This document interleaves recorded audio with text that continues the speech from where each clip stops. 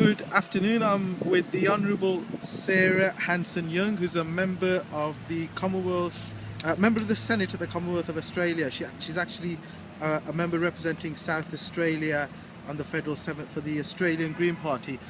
Surprise, surprise, we're here in Washington, DC. The White House is just behind Sarah. Hi, Sarah. Hi. Thank you for doing this for a very short interview with me. You're welcome.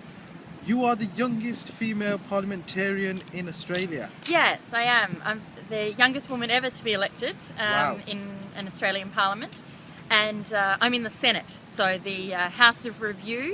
Our system in Australia is based on the Westminster system, so there's a lot of similarities.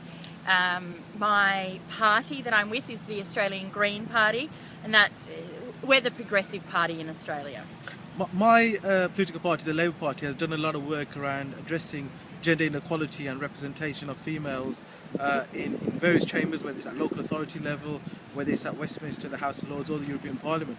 Do you think there's enough going on across the world to address this inequality? Look, I think much more can be done, and we've all got to be finding ways to address inequality, particularly gender inequality where we see it, whether it's in business, whether it's in our civic organisations and the leadership of and boards of business and civic organisations, or indeed in our governance structures as well.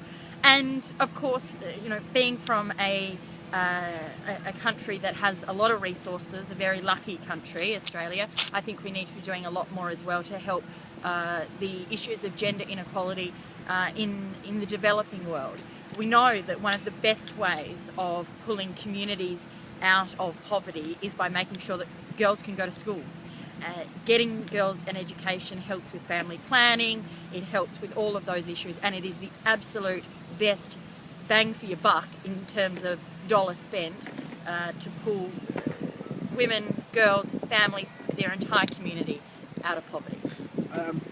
Touching upon what you've just said, a young girl who was actually campaigning for that, a 14-year-old in Pakistan, was a victim of a horrendous terrorist attack. She's actually in my city, Birmingham, seeking medical attention at this present moment in time. I'm pleased to report that her health is improving.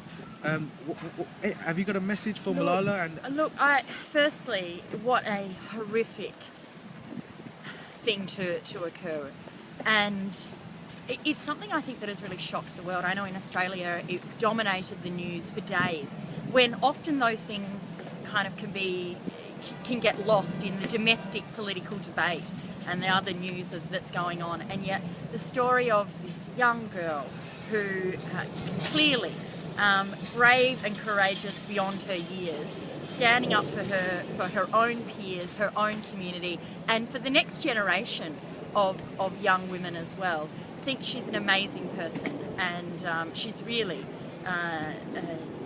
taken a massive toll for all of those who she's been speaking out for. I wish her the best of luck in terms of recovery. There is the entire world wanting to see her be able to bounce back, because it really symbolises just how far we still have to go to tackle the inequality of women.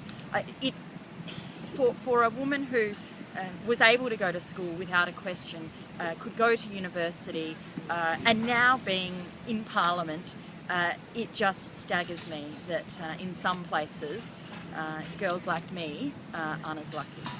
And finally, we're currently on this election exchange program. You're, I think, off to Florida this afternoon. I'm off to Philadelphia. When do you think we may have a female President of the United States of America sitting right behind you in the White House? Look, I would really like to think that if Obama can be re-elected on Tuesday, and I know it's tight, but I think the polls show that he probably will be. And if he can be re-elected, I imagine that in 4 years' time, we'll see Hillary Clinton here in the White House. Okay. Sarah, thank you so much. Brilliant. Thank you very much.